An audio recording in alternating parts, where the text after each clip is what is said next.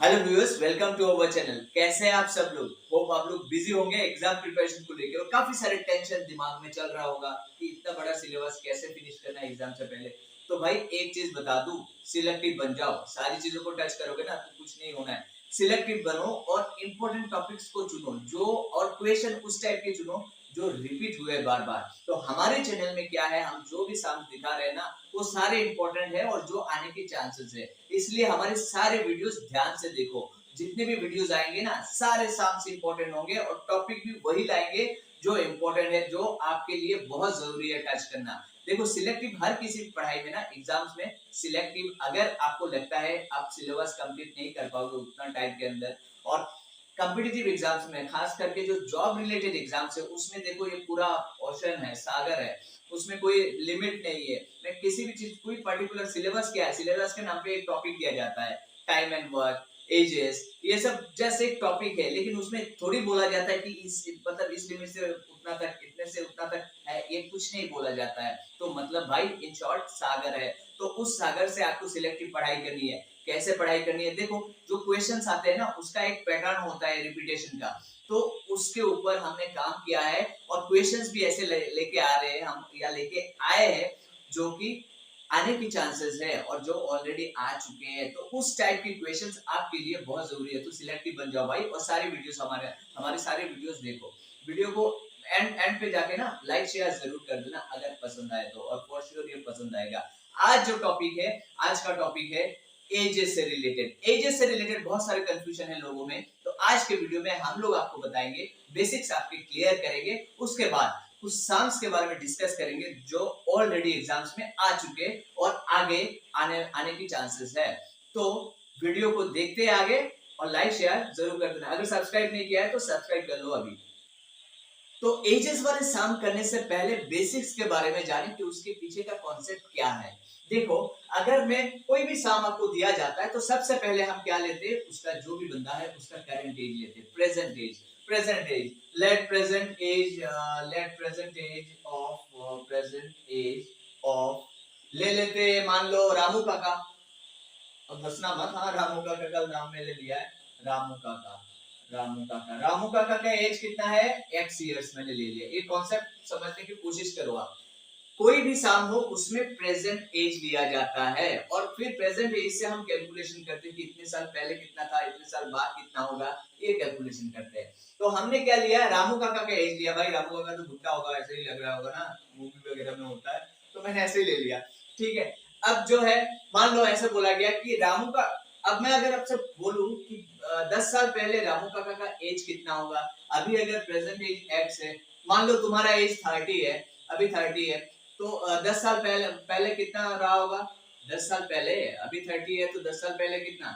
20 होगा। Very simple हिसाब, 10 minus कर देते हैं ना। तो हमने क्या किया है, हमने 30 से 10 माइनस किया है। ठीक है, 30 है प्रेजेंट एज, उसमें से हमने 10 माइनस किया क्योंकि 10 साल पहले की एज निकाल रहे हैं। ठीक है, बराबर। तो अभी यहाँ क्या है, रामू काका का एज हमें पता नहीं है, बुढ़ा है क्या है या जवान है, पता नहीं है यार। तो रामू काका एक्स है, उसमें से हमें क्या करना है, 10 साल पहले की एज निकालनी है। तो हम क्या करेंगे, सीधा सीधा 10 माइनस करेंगे। तो क्या है, 10 years ago, 10 years ago Ramu काका का एज क्या है, रामू काका, मैंने शॉर्ट फॉर्म में लिख दिया, रामू काका एज कितना है, x माइनस 10 ईयर। ठीक है, ये समझ में आया कि पहले, अगर पहले की बात करें तो 10 साल पहले तो माइनस होगा। मैं अगर बोलूं 5 साल, 5 साल पहले कितना एज रहा होगा, तो x माइनस 5। 20 साल पहले x माइनस 20। 3 साल पहले x माइनस 3। जितने साल पहले की बात करो उतना माइनस करना है। Very simple presentation. ठीक है। अब मैं अगर बोलूं कि 5 इयर्स लेटर, 5 इयर्स लेटर मतलब क्या है, मतलब 5 साल बाद, अभी से 5 साल बाद। तो अभी अगर तुम्हारा मान लो 20 है, 5 साल बाद कितना होगा, 25 होगा। अभी 30 है तो 5 साल बाद कितना होगा, 35 होगा। ठीक है ना, ये ज्यादा ले लिया क्या, सॉरी यार। तो 35 होगा, ठीक है, या 25 होगा। तो ऐसे 5 इयर्स लेटर, अभी अगर रामू काका के एज x ईयर है तो 5 साल बाद कितना होगा, ऑब्वियसली 5 और ऐड हो जाएगा। तो इसका मतलब क्या है, 5 इयर्स लेटर रामू काका एज कितना हो गया, x प्लस 5 इयर्स। समझ में आया ये चीज? यही कॉन्सेप्ट जो है एज वाले सारे सामने यूज होते हैं। प्रेजेंट एज को आप ले लो, कोई भी एक्स वाई जेड जो मर्जी आप ले लो, और फिर इतने साल पहले इतने साल बाद यही कैलकुलेशन आपको करने होते एजेस वाले सामने। बस यही चीज आपको ध्यान रखनी है। इसी चीज में ना लोग कंफ्यूज हो जाते हैं कि 10 साल पहले की क्या लिखूं मैं और 5 साल बाद की क्या लिखूं। बस यही लिखना है। बाद है मतलब आपको ऐड करना है, पहले है मतलब माइनस करना है, सीधा सीधा आप समझ लो, ठीक है। और यही कॉन्सेप्ट हम यूज करेंगे सम करने में। समझ में आ गया। अब कुछ एजेस वाले सम को लेते हैं और उसे सॉल्व करने की कोशिश करते हैं और आपको समझाने की कोशिश करते हैं। किसी भी स्टेप में आपको अगर समझ में ना आए तो आप कमेंट बॉक्स में जाके कमेंट करना, आपको रिप्लाई मिल जाएगी। ये जो क्वेश्चन आप देख रहे हो आपकी स्क्रीन पर, इसमें क्या पूछा गया कि age of father 3 years ago was 8 times the age of his son। मतलब क्या है कि 3 साल पहले फादर का एज सन के एज से 8 गुना था, 8 गुना था सन के एज की, जो फादर की एज था। फिर presently father's age is 5 times that of son. मतलब अभी जो है ना फादर का एज फिर 5 टाइम्स है सन से, सन का जितना भी एज हो उससे 5 टाइम्स है। तो फिर फाइंड देयर प्रेजेंट एज, अभी हमें उनका प्रेजेंट एज निकालना है। तो सबसे पहले तो हम क्या करते हैं, इस टाइप वाले सामने प्रेजेंट एज ले लेते हैं, जैसे आपने पहले कहा था प्रेजेंट एज ले लेते हैं, जो भी यहाँ कैरेक्टर है। तो फादर एंड सन है तो प्रेजेंट एज ले लेते हैं, लेकिन यहाँ जो है ना अलग अलग लेने की जरूरत नहीं है। अब यहाँ केसेस है, अगर डिपेंडेंसी वाला केस है ना, मैं अगर बोलूं कि फादर के एज सन के एज से दुगना है तो इसका मतलब सन का एज पता चल जाएगा, सन का एज अगर पता चलता है तो फादर का भी पता चल जाएगा ना, करेक्ट। इसका मतलब फादर का एज सन के एज के ऊपर डिपेंडेंट है। तो उस वाले केस में हम क्या कर सकते हैं, हम दोनों की प्रेजेंट एज लिखने की जरूरत नहीं है कि फादर का एक्स और बेटे का वाई, नहीं जरूरत नहीं है। हम किसी एक का लेंगे, किसी एक का क्या है, जिसका डिपेंडेंसी जिसके ऊपर है। जैसे फादर का डिपेंडेंसी सन के ऊपर है ना, सन का पता चल जाता है तो फादर का अपने आप निकल जाएगा। यही रिलेशन दिया हुआ है ना। यहाँ क्या है, presently father's age is 5 times that of son. Son का जितना भी है उसका 5 टाइम्स है। सन का अगर 10 होता है फादर का 50 होगा। तो मतलब सन का हमें जानना है, सन का कितना है। तो सन का हम ले लेते कि x है। लेट लेट सॉरी, ये तो काम करना है, इसे ले लेते let let present age of son equal to x। हमने सन का प्रेजेंट एज ले लिया, क्यों, फादर का जो एज है ना सन के ऊपर डिपेंडेंट है। मतलब सन का पता चलेगा तो फादर का अपने आप पता चल जाएगा, ठीक है। तो हमने सन का लिया है x है। अब यहाँ क्या बोला है, presently father's age is 5 times that of his son. अभी जो है ना, अभी फादर का एज कितना है, सन की एज से 5 टाइम्स, 5 गुना है, 5 गुना 5 टाइम्स, 5 गुना 5 into मतलब 5 गुना, ठीक है। तो सन का इतना है तो फादर का कितना होगा, present age of father, present age of father हो गया कितना, 5 गुना है ना। 5 गुना जब लिखते हैं, टाइम्स लिखते हैं तो मल्टीप्लाई करते हैं, 5 गुना ऐसे करके लिखते हैं, ठीक है, 5 गुना तो 5x। तो 5x हम डायरेक्टली लिख सकते हैं 5x। तो फादर का एज कितना है, 5x हो गया। तो हमें मिल गया दोनों के प्रेजेंट एज। अब क्या करना है, फर्स्ट पार्ट में क्या बोला, 3 साल पहले, 3 साल पहले। तो 3 साल पहले कितना था एज, पहले तो बोल नहीं लेते, 3 years ago, 3 years ago, 3 years ago father से लिख लेते पहले, सन से, सन से देखो 3 साल पहले। अभी अगर ये है तो 3 साल पहले कितना होगा, पहले हमने बताया था। अभी अगर 10 है 3 साल पहले 7 होगा, 10 से 3 माइनस, ठीक है।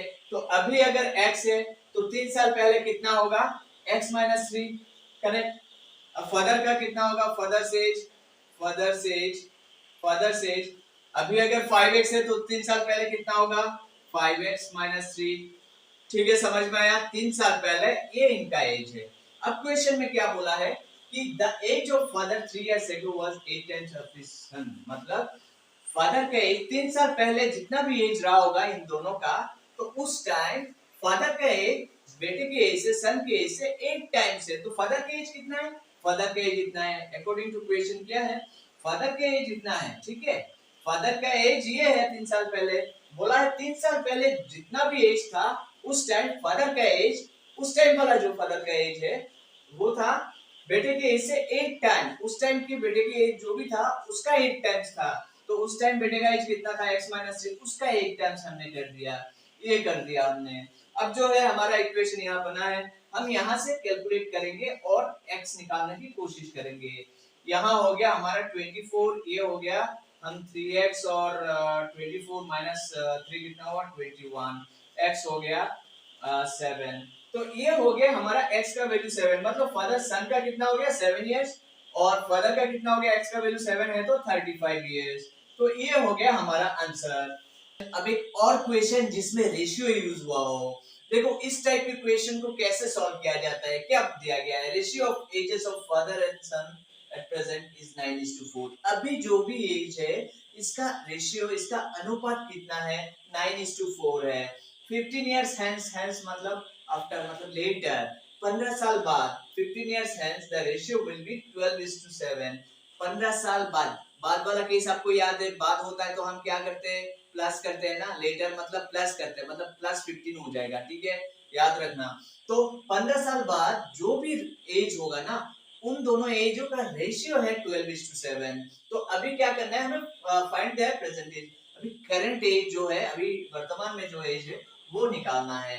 तो हमने क्या बोला था शुरू में आपको बोला था कि ऐसे वाले काम को करने के लिए पहले तो हमें प्रेजेंट एज ले लेना है, ठीक है। तो प्रेजेंट एज के बारे में यहाँ ऑलरेडी बोल के रखा हुआ है कि प्रेजेंट में जो भी एज है इनका रेशियो 9:4 है। तो हम क्या करेंगे, जैसे अनुपात वाले सम जो होते हैं, जो पहले हमने जूनियर क्लासेस में करा हुआ था कि divide 100 rupees between Ram and Shyam in the ratio 2:3, याद है आपको 100 rupees between Ram and Shyam in the ratio 2:3। ऐसे जब डिवाइड करने वाले, ऐसे जो अनुपात वाले जो रेशियो वाले सम्स होते थे तो हम क्या करते थे, हमारे पास अलग अलग मेथड होता था, लेकिन उनमें से एक मेथड था एक्स वाला मेथड। हम क्या करते थे, जब भी ऐसे रेशियो दिया होता था तो हम एक्स ले लेते थे। तो हम ये कहते थे राम का 2x है, श्याम का 3x है, या फिर 2k या 3k, ऐसे ले लेते थे। तो यहाँ क्या है, प्रेजेंट एज का रेशियो 9:4 है। तो हम प्रेजेंट एज को क्या ले सकते हैं, प्रेजेंट एज को हम ले सकते हैं कि 9k एंड 4k, या फिर 9x या 4x जो आपको पसंद हो, ठीक है। तो प्रेजेंट एज का 9 और ये है तो हम ले लेंगे लेट फादर्स एज कितना हो गया, फादर्स एज हो गया 9k ले लेते हैं, और सन्स एज हो गया 4k, ठीक है। अनुपात वाले जो सम्स होते थे ना रेशियो वाले, ऐसे ही रेशियो होता था तो हम के लेके इक्वल लिख सकते हैं। ये एक्चुअली 9 और 4 इनका वैल्यू नहीं है, फादर और सन का वैल्यू नहीं है, इनका रेशियो है। एज जितना भी होगा, लेट्स से अगर मान लो मैं एक एग्जांपल दे देता हूँ, मान लो 45 और 20 है, जस्ट फॉर एग्जांपल, ये फादर है और ये सन है, ठीक है, ये फादर है ये सन है। मान लो इनका ये है, अगर कटिंग करेंगे तो 5 9 जा और 5 4 जा, तो 9/4, देखो रेशियो आया ना 9/4। इसका मतलब क्या है, अगर फादर का एज 45 भी होता है, सन का 20 भी होता है, तब भी 9/4 आता है। तो 9/4 का मतलब ये इक्वल नहीं है। हमेशा जब रेशियो मेंशन होता है ना, समझ लेना कि 9/4 उनका वैल्यू नहीं है, 9 और 4 जिन दोनों का रेशियो बताया गया है ना उनका वैल्यू नहीं है, क्योंकि कोई बड़ा सा अमाउंट रहा होगा, कोई बड़ा सा नंबर रहा होगा जिसको कट काट के लास्ट में जाके हम जहां पहुंचे वही 9/4 हुआ होगा। हो सकता है यहाँ और बड़ा नंबर हो, यहाँ और बड़ा नंबर हो, कटिंग वटिंग करने के बाद जो 9/4 रहा है। तो रेशियो जो 9:4 है ना, इसका मतलब ये यहाँ कोई बड़ा बड़ा नंबर हो सकता है, ऑब्वियसली फादर है तो एज तो ज्यादा ही हो, कोई बड़ा नंबर रहा होगा या बड़ा एज मतलब यहाँ रहा होगा जिसको कटिंग करके 9 और 4 आया है, ठीक है। तो ये रेशियो है, हमने रेशियो को ऐसे ले लिया 9k और 4k। अब तो ये मान लो अभी इनका प्रेजेंट एज है, ठीक है। अब क्या करेंगे, 15 इयर्स हेंस 15 इयर्स लेटर कितना है, 15 साल बाद, after 15 years, after 15 years 15 years के बाद इनका कितना है, फादर एज हो जाएगा 9k प्लस 15, ठीक है। 15 साल बाद मतलब 15 ऐड होगा, अभी आपका एज 10 साल है, 15 साल बाद कितना होगा, 15 साल और ऐड हो जाएगा, 10 प्लस 15, वेरी सिंपल। तो अभी अगर इतना है 9k तो 15 साल बाद कितना होगा, 9k प्लस 15, ठीक है, ये मैंने लिख दिया। अब सन एज जो है, सन एज कितना होगा, सन एज होगा 4k प्लस 15, ठीक है। ये समझ में आया आपको, ये जो एज है ना ये 15 साल बाद है। अब क्वेश्चन में क्या है कि 15 years hence the ratio will be this, मतलब 15 साल बाद जो एज होता है उन एजों का रेशियो होगा 12:7। ठीक है, तो 15 साल बाद वाला रेशियो हमने निकाल के रखा हुआ है। तो हम क्या करेंगे, अब रेशियो ले लेते हैं 15 साल बाद वाला जो एज है, क्या है 9k + 15 डिवाइडेड बाय 4k + 15, ये हमने रेशियो ले लिया और यही रेशियो दिया हुआ है 12:7। मतलब क्या है 12/7 हम लिख देंगे। अब देखो ये इक्वल टू 12:7, तो 12:7 मतलब क्या है 12:7, इसका मतलब यही है ना, ऐसे लिख सकते हैं, तो ऐसे ही हमने लिखा है। अब क्या करेंगे, क्रॉस मल्टीप्लिकेशन करेंगे और उसमें से k का वैल्यू निकालेंगे। ठीक है, दिस एंड 105 एंड 48k 180। ठीक है, 180 ये हमने ले लिया एंड 48 माइनस दिस हो गया 15k और ये हो गया 75, k हो गया k इक्वल टू 5। तो k का वैल्यू आ गया हमारे पास 5। अब हमें क्या करना है, इसका वैल्यू निकालेंगे। इसका वैल्यू जो 5 अगर मल्टीप्लाई करेंगे कितना आएगा 45 और 5 मल्टीप्लाई करेंगे कितना आया 20। देखो तो ये आ गया। मैंने ऐसे ही पहले जब रेशियो दिखाया था 45 और 20 ऐसे ही दिखाया था, ऐसे कोई नंबर ले लिया, फॉर्चूनेटली मैच भी हो गया, यही नंबर निकला है। एनीवे तो करंट तो प्रेजेंट एज जो है ना इनका ये निकला है 45 और 20, तो ये हो गया हमारा आंसर। अब एक और सम जो थोड़ा डिफरेंट है, इसमें रेशियो भी यूज हुआ है और एवरेज भी यूज हो रखा है, तो इसको कैसे करेंगे। देखो, average age of a man and his son is 48 years. एक बंदा है और उसका बेटा, दोनों का एवरेज, दोनों की एज जो है ना उसका एवरेज दे रखा है 48। ठीक है, और बोला है रेशियो ऑफ देयर एजेस इतना है, मतलब अभी का जो एज है ना, ये रेशियो ऑफ देयर एजेस बोला हुआ है, मतलब प्रेजेंट एज की बात कर रहा है यहाँ।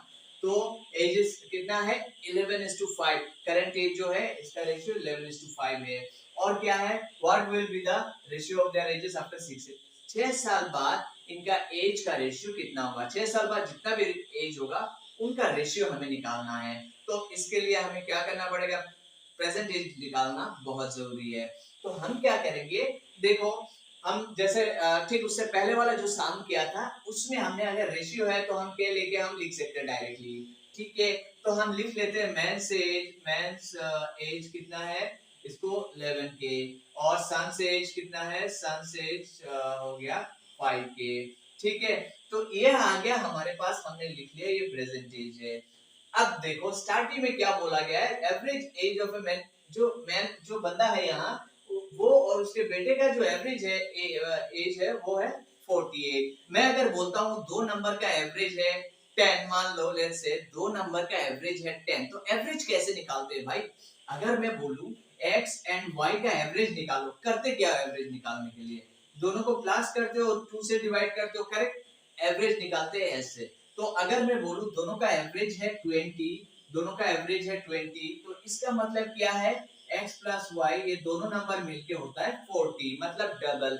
जो एवरेज, अगर मैं बोलता हूँ दो नंबर के एवरेज 20 है तो दोनों का सम होगा 40, डबल हो गया है। ऐसे ही समझ में आया, नहीं आया, फिर से समझाता हूँ। मैं ये क्यों समझा रहा हूँ, ताकि ये आपको समझ में आए, ये लाइन जो हम करेंगे ये समझ में आए। अगर मैं बोलूं दो नंबर का एवरेज निकालो, एवरेज निकालने का फॉर्मूला वेरी सिंपल है, दोनों नंबर को ऐड करो और 2 से डिवाइड कर दो, सिंपल। अगर मैं बोलूं x और y दो नंबर है, दोनों का एवरेज है 20, तो average of x and y equal to 20। तो average of x and y ये जो मैंने लिखा हुआ है इसको कैसे लिखोगे, average x plus y divided by 2, यही होता है एवरेज, और उसका वैल्यू है 20। ठीक है, अब 2 को इधर ले जाएंगे तो हो गया 40। इसका मतलब क्या है, सम जो है दोनों को मिला के सम होता है 40, मतलब जो एवरेज है उसका डबल, वेरी सिंपल। अगर एवरेज दिया है दो नंबर का 20, तो दोनों नंबर का सम होगा 40, डबल हो गया। तो ऐसे ही अगर जो बंदा है और उसके बेटे का एज अगर 48 दे रखा है,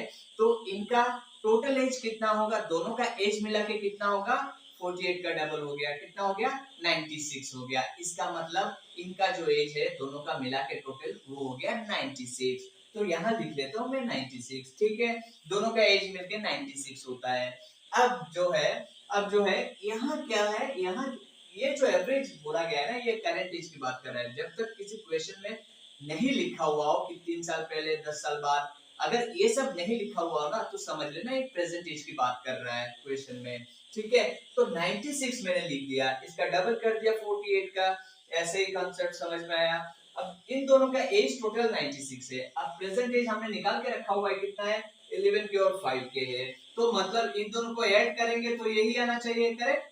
तो ये आ गया। अब यहाँ क्या हो गया 16 के 96, के का वैल्यू क्या हो गया, के का वैल्यू हो गया 6। तो हमारे पास के का वैल्यू 6 है, तो मेंस का एज कितना हो गया 66 और सन्स का एज कितना हो गया 30। ठीक है, ये हो गया हमारा अभी प्रेजेंट का एज इतना है। अब नेक्स्ट पार्ट क्या है, what will be their ratio of their edges after 6 year. 6 साल बाद इनका जो भी एज है, इनका रेशियो, इसका मतलब रेशियो कितना है। अब 6 साल बाद after 6 year, after 6 years, after 6 years, 6 years के बाद क्या होगा, करंट एज कितना है 66 है। तो मेंस का कितना हो गया, मेंस का 66 है, तो 66 प्लस 6, ठीक है, कितना हो गया 72।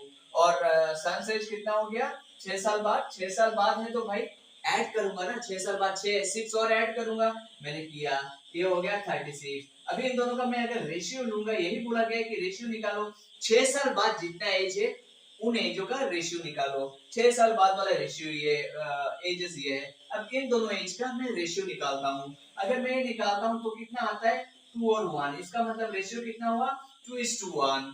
हो गया हमारा सम, वेरी सिंपल, समझ में आया आपको। अब एक और क्वेश्चन जो थोड़ा डिफरेंट है, उससे पहले वाले जो सम है उसमें एवरेज यूज को, अब एक और सम लेते हैं जिसमें एवरेज का यूज हो रखा हो 3 टाइम्स। उससे पहले वाले जो सम था उसमें हमने एक बार एवरेज का यूज। अब एक और सम लेते हैं जो थोड़ा डिफरेंट है, अब एक और सम लेते हैं जो थोड़ा डिफरेंट है, इसमें एवरेजेस का यूज 3 बार हो रखा है। उससे पहले वाला जो सम था उसमें हमने एक बार यूज किया था। ठीक है, अब देखते हैं इसको कैसे कर सकते हैं। क्या दिया हुआ है कि 80 बच्चों का जो एज है, एवरेज एज है वो 20 है। 80 लड़कियों का एज जो है वो 20 इयर्स है। अगर मैं पहले तो क्वेश्चन जो उससे पहले वाला सम जो मैंने बोला था, दो बंदों का एवरेज अगर 20 है तो उनका टोटल कितना, उनका एज का टोटल कितना होगा, 2 से डायरेक्टली मल्टीप्लाई। दो लोगों का एवरेज, दो, फिर से मैं रिपीट करता हूँ, दो लोगों का एवरेज अगर 20, एवरेज ऐसे निकालते हैं ना, दो का एवरेज मतलब 2 से डिवाइड करो। तीन का एवरेज, तीन नंबर है तो हम क्या करते हैं, तीनों नंबर ऐड करते हैं और 3 से डिवाइड करते हैं, ऐसे ही एवरेज निकालते हैं ना। 3 से डिवाइड करके जो भी आता है वही होता है एवरेज। इसका मतलब क्या है, इसका मतलब अगर 3 नंबर है तो 3 नंबर, सॉरी अगर ये 3 नंबर है तो अगर मैं यहाँ से 3 क्या होगा इस साइड पे चला जाएगा, तो इसका मतलब क्या है, अगर 3 नंबर है एवरेज के साथ 3 मल्टीप्लाई करो तो टोटल आ जाएगा, टोटल ले जाया जाएगा इन तीनों का। अगर 2 नंबर है तो जो टोटल है उनके साथ 2 मल्टीप्लाई करो, ठीक है, तो टोटल आ जाएगा। यहाँ क्या दिया हुआ है 80 बच्चों का, 80 लड़कियों का एज, एवरेज एज कितना है 20 है, तो टोटल कितना निकलता है, टोटल हमारे पास 80 बच्चों का कितना निकलता है 80 into 20 years, कितना हो गया 1600 years। ठीक है, तो 80 बच्चों का जो एज, टोटल एज है वो हमने निकाल रखा है। अब क्या है, अब बोला है the average of 20, the average age of 20 of them was 20 years। उनमें से जो 80 बच्चे हैं ना, 80 बच्चों का तो एज ये है, एवरेज एज टोटल हमने निकाल रखा है। अब सेकंड दो पार्ट में आप ध्यान दो, average age of 20 of them was 22 years, मतलब 20 बच्चों का एवरेज एज कितना है 22। तो 20 बच्चों का टोटल एज कितना होगा, कितने बच्चे हैं 20 बच्चे, एवरेज कितना है 22। तो 20 को 22 के साथ मल्टीप्लाई करेंगे, यहाँ दो बच्चों का एवरेज है 20, तो दो बच्चे का टोटल कितना होगा 22 से मल्टीप्लाई करते हैं। यहाँ तीन बच्चों का एवरेज हमने पहले लिखा था, फिर तीन बच्चों का सम कितना आया, एवरेज के साथ 3 मल्टीप्लाई कर दो, वेरी सिंपल। यहाँ कितने हैं 20 बच्चे हैं और एवरेज कितना है 22 है, तो बच्चे जितने, नंबर जितने हैं 20 के साथ 22 को मल्टीप्लाई कर दो तो टोटल इयर्स आ जाएगा। तो 20 बच्चे टोटल, यहाँ हो गया 80 गर्ल्स, ठीक है, ये टोटल। अब यहाँ क्या है 20 बच्चों के लिए, 20 गर्ल्स के लिए कितना आ गया, ये आ गया 20 into 22, ठीक है, ये आ गया 440 इयर्स, ठीक है, ये आ गया 440 इयर्स सेकंड केस में। थर्ड वाला जो केस है ना, that of another 20 was 24 years, मतलब क्या है 20 और लड़कियां, मतलब टोटल तो 80 लड़कियां थी, इसमें से 20 80 लड़कियों का एवरेज बोला गया, सारा सबका एवरेज ये बोला गया, ये एवरेज कहां है, ये है, ठीक है। अब उनमें से 80 में से 20 को अलग से अगर ग्रुपिंग किया जाए तो 20 का जो एवरेज निकलता है ना वो 22 साल निकलता है। तो 20 का अगर 20 लड़कियों का एवरेज अगर 22 साल निकलता है तो 20 लड़कियों का टोटल निकलेगा एवरेज, और लड़कियां जितनी कितनी 20, तो 20 इंटू 22 ये हमने मल्टीप्लाई किया 440। अब देन नेक्स्ट 20 और 20 बच्चों का कितना है लड़कियों का एज 24 इयर्स एवरेज एज, तो टोटल कितना होगा उनका 20 गर्ल्स, नेक्स्ट 20 गर्ल्स का टोटल कितना होगा, ये हो जाएगा 20 इंटू 24 कितना हो गया हमारा 480। ठीक है, ये हो गया 480। तो 80 बच्चे का टोटल ये है, उनमें से 80 में से 20 बच्चों का एवरेज इतना है, सॉरी टोटल ये निकाला है, और 20 बच्चों का इतना निकाला है। तो इन दोनों को अगर हम छोड़ देते हैं ना, मतलब 40 बच्चे जो है लड़कियां है इनका एज छोड़ देते तो हमें हमारे पास क्या रह जाएगा बाकी 40 का। तो क्वेश्चन में क्या पूछा गया, find the average age of the remaining girls, तो बाकी जो बच्चे बाकी है तो उनका जो बचे हुए लड़कियां उनका एवरेज एज निकालो। तो क्वेश्चन को शायद कॉम्प्लेक्स लग रहा हो आपको, इसको मैं फिर से दोहरा देता हूँ कि क्वेश्चन में पूछा गया, पहले तो बोला गया कि 80 बच्चे हैं, 80 का जो एवरेज एज है वो 20 इयर्स है। तो हमने टोटल निकालना है, जो हमारे ग्रुप में 80 बच्चे हैं उनका एवरेज कितना है, ये सॉरी टोटल कितना है ये हमने निकाल लिया। अब 80 में से ना 20 लड़की को अलग किया गया और उनका एवरेज एज निकाला गया, कितना है एवरेज एज इनका आया 22 इयर्स 22 साल। तो हमने क्या किया 20 लड़कियों का टोटल निकाल दिया। ठीक है, फिर और 20 बच्चों को एक ग्रुप में डाला गया और बोला गया इनका एज जो है 24 साल है। तो हमने क्या किया इनका भी टोटल निकाल लिया, जो दूसरे 20 बच्चे हैं ना दूसरे ग्रुप में 20 बच्चे तो निकाल दिया, कितना हो गया 480। तो 20-20 हमने निकाल लिया, कितने बाकी रह गए 40। तो और ये जो 20-20 है इनका एज कितना है, इनका एज 440 प्लस 480 तो कितना हो गया 0920, ये हो गया 920, 40 बच्चों का एज है। तो बचा कितना है एज, ये 1600 टोटल एज था ना सबको मिला के, और ये 20-20 बच्चों का टोटल आ गया। तो इनमें से ये अगर माइनस करेंगे कि 40 बच्चों का जो टोटल एज है ये एज इससे अगर माइनस करेंगे, मतलब 1600 से हम माइनस करेंगे अगर 920 तो हमारे पास आ जाता है 680। ठीक है, हमारे पास आ जाता है 680। ये 680 जो है ये हो गया, ये एज बचा रहेगा। कितनी लड़कियों का बाकी है एवरेज, अलग अलग एवरेज देखो, ये 20 लड़कियों का एवरेज ये 20 और बाकी कितने बचे हैं 40 लड़कियां और बाकी है, टोटल तो 80 है ना। अब 20-20 का ग्रुपिंग बनाया है तो 40 बच्चे और बाकी है, तो 40 गर्ल्स का ये टोटल एज कितना होगा, ऑब्वियसली ये 680 होगा 40 बच्चों का। ठीक है, 80 का टोटल ये है, फिर उन 80 में से 20 का ये हो गया टोटल, फिर एक और ग्रुप जो 20 बच्चे हैं उनका ये हो गया ये, और बचा कितना है 40 लड़कियां बचे हैं, तो 40 बचे हैं तो बचा एज बचा कितना है, इसमें से अगर ये दोनों माइनस कर देंगे तो बचा है 9680। अब इस ग्रुप में ये जो ग्रुप है ना इसमें हमें एवरेज निकालना है ना, तो एवरेज निकालते हैं। तो 40 बच्चों का एवरेज कितना है, कैसे निकालेंगे, ये 680 को हम 40 से डिवाइड कर देंगे तो ये हो गया, और ये आएगा 17। तो ये हो गया हमारा आंसर। अब ये जो क्वेश्चन आपकी स्क्रीन पर दिख रहा है, sum of ages of mother and her daughter is 40 years, ऐसे वाले केस में जब सम दिया जाता है ना तो आपको दोनों की एज लिखने की जरूरत नहीं है। अगर मैं बोलूं दो नंबर का सम 10 है, एक नंबर 3 है, तो दूसरा नंबर क्या होगा, तो आप 7 बोल दोगे। कैसे आपने कैलकुलेट किया, एक्चुअली आपका जो कैलकुलेशन है वो आपने 10 से 3 को माइनस किया। मैंने बोला दो नंबर का सम 10 है, दो नंबर टोटल दोनों मिलके 10 होता है, एक अगर 3 होगा तो दूसरा कितना होगा, तो इसका कैलकुलेशन कैसे होता है, जो टोटल है 10 उससे आपने 3 माइनस किया। तो ऐसे ही अगर एक का एज में ले लेता हूँ, लेट्स से मदर्स एज में ले लेता हूँ, मदर्स एज अगर मैं x ले लेता हूँ तो गर्ल्स का डॉटर का एज कितना होगा, डॉटर्स एज होगा 40 माइनस x। समझ में आया, दोनों का मिला के टोटल मिला के होता है 40, एक का अगर x है तो दूसरे का होगा 40 माइनस x। दो नंबर जिनका टोटल मिलके होता है 20, एक अगर 6 है तो दूसरा होगा 20 माइनस 6 मतलब 14। वेरी इजी, तो ऐसे किया है, एक का x है तो दूसरे का 40 माइनस x। अब दोनों का एज मिल गया। अब करते हैं 6 years hence mother will be thrice as old as her daughter। 6 years hence मतलब क्या है, 6 साल बाद। 6 साल बाद मम्मी का, मदर का जो एज है ना, वो जो डॉटर है उससे थ्राइस है, 3 गुना है, 3 गुना है डॉटर की एज से। तो 3 साल बाद क्या एज होगा पहले तो वो निकाल लेते। तो 3 years later, 3 years later क्या होगा, 3 साल बाद मैंने क्या बोला था, 3 साल बाद, बाद है तो प्लस करेंगे। 3 साल बाद मतलब क्या है, मदर्स का एज कितना हुआ, मदर्स एज हो गया x प्लस 3, ठीक है। और डॉटर का एज कितना हुआ, डॉटर्स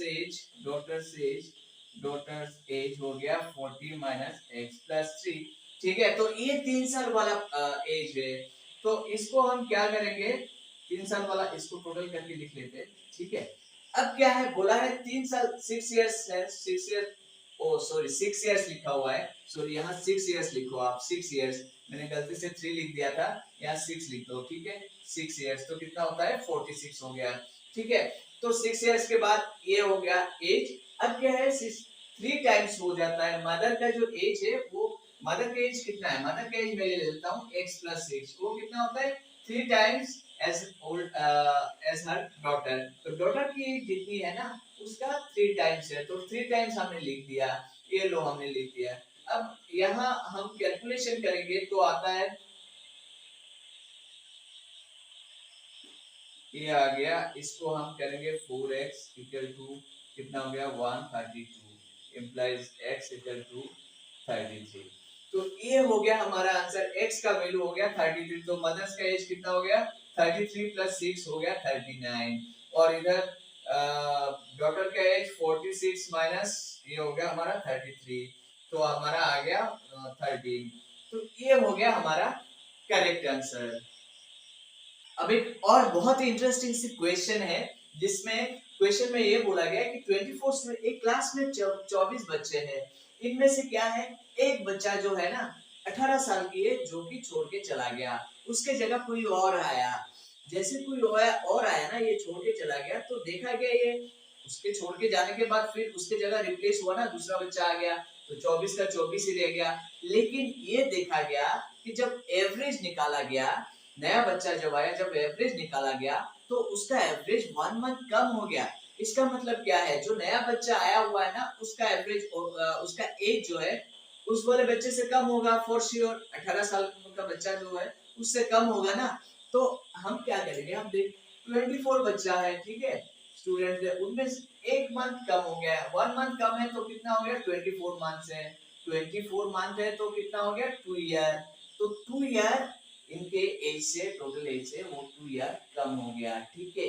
अब क्या है, देखो ये जो बच्चा आया हुआ है इसका रिप्लेसमेंट जो आया हुआ है, तो 2 ईयर को एडजस्ट करना है ना हमें, 2 ईयर को एडजस्ट कर, इसके छोड़ के जाने से 2 इयर्स मतलब कम हो गया, यही बोला है ना, इसके छोड़ के जाने से इसकी जगह कोई और आ गया ना बंदा, रिप्लेस हो गया, रिप्लेस होके उसके आने से क्या हुआ, एवरेज जो एज है सबके एज से, मतलब एवरेज एज से 1 मंथ कम हो गया, मतलब सबके एज से 1 मंथ कम हो। तो हमने देखा 24 बच्चों का कितना एज कम हुआ, 24 मंथ का एज कम हुआ, 24 मंथ मतलब 2 इयर्स। तो ये 2 इयर्स एडजस्ट होना है ना, इसका मतलब क्या है 2 इयर्स कम हुआ, इसका मतलब क्या है, जो बच्चा 18 साल का बच्चा गया ना उसके जगह 16 साल का बच्चा आया, 2 इयर्स कम वाला आया ना बच्चा, तभी जाके ना ये डिफरेंस आया, ये एवरेज में 2 साल का डिफरेंस आया, क्योंकि वो बच्चा जो नया बच्चा आया उसका एज 2 साल कम है, तो नया बच्चे का एज कितना कम है 2 साल कम है, मतलब कितना हो गया 16 इयर्स का बच्चा आया। यहाँ जो रिप्लेसमेंट आया हुआ है तो न्यू कमर का एज कितना है 16 साल है।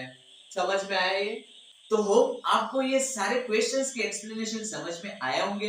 ये सारे क्वेश्चंस बहुत ही इंपॉर्टेंट है, इसको ध्यान से फिर से आप देखो, अगर समझ में ना आए तो उसके बाद भी कोई कंफ्यूजन रहता है, कुछ रहता है तो आप हमें कमेंट बॉक्स में कमेंट करो। अगर वीडियो अच्छा लगे तो लाइक शेयर जरूर कर देना।